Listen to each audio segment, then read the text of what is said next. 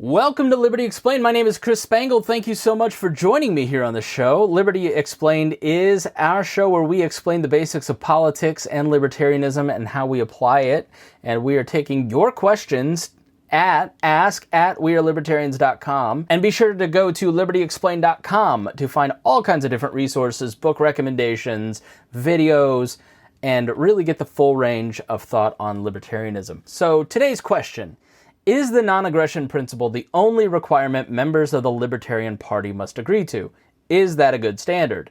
Now, let me explain what the non-aggression principle is. It is the foundational principle of libertarianism that we don't believe in using force or coercion to achieve social or political goals. And while there are many other parts of libertarianism writ large and so many different ideologies within the movement, libertarians embrace this single uniting principle as what kind of keeps us together and uniquely separates us from other movements or parties. Now, is it a perfect standard? Probably not. But if we agree not to use force on one another, any other differences can be minor. Now, do Democrats and Republicans have a general requirement for membership? No. The spectrum on the Democratic side can range from the conservative members who support private industry like Joe Manchin to authoritarian communists. Or on the Republican spectrum, it goes from free market liberals to common good conservatives who are nationalists that believe in large welfare and want forced social safety nets. The Libertarian Pledge is a good guide for kind of keeping focused in a movement that is prone to many different diversions and distractions. Now, the Libertarian Pledge is a statement based on the non-aggression principle that individuals must sign to join the Libertarian Party of the United States. It declares, "I hereby certify that I do not believe in or advocate the initiation of force as a means of achieving political or social goals." So why was this put in place? Libertarian founder David Nolan created the pledge in 1971, right at the beginning of the party. And his goal was to convince the government authorities that the Libertarian Party was inherently not a violent organization during a time when many political groups were using terrorist tactics. There were 10,000 bombings under Nixon, and you had the Weather Underground. And so many Libertarian Party people had kind of a radical stance, and they wanted to make sure that, let's be honest, the FBI and other people infiltrating groups knew that they were not an organization bent on the destruction of the United States.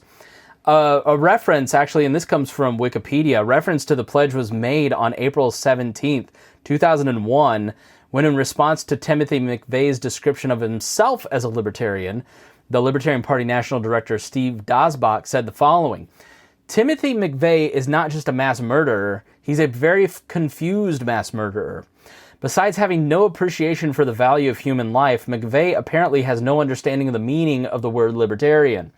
Just to set the record straight, real libertarians wholeheartedly reject the use of force to achieve political or social goals.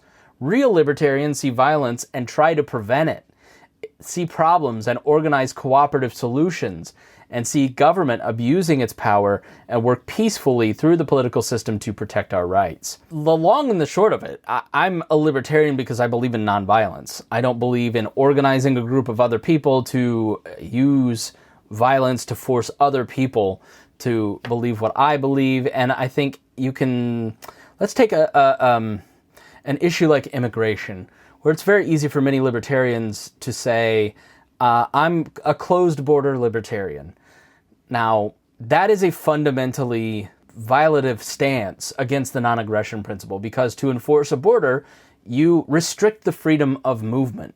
You have to use armed guards to protect your border and to keep people flowing in and out and regulating that. So that is an instance where some libertarians break the Libertarian Pledge and bend the idea of the non-aggression principle for personal reasons. The non-aggression principle, as a result, is always kind of up for debate, right? We live in a very relativistic society, and people don't tend to like maxims that just have a all or nothing stance in them. But that's part of the point of being in a movement, is debating these kind of issues. And how does this maxim apply? Does it always apply? It's a rule. So, you don't have to you have to sign the Libertarian Pledge to join the Libertarian Party, but that's a voluntary action.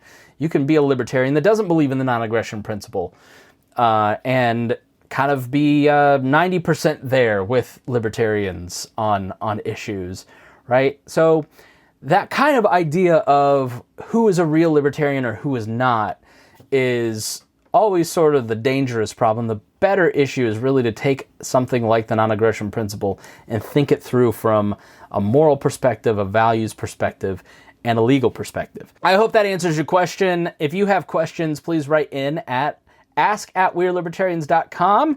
And if you enjoyed the conversation, then please share this with your friends. And we'll talk to you again soon here on Liberty Explained.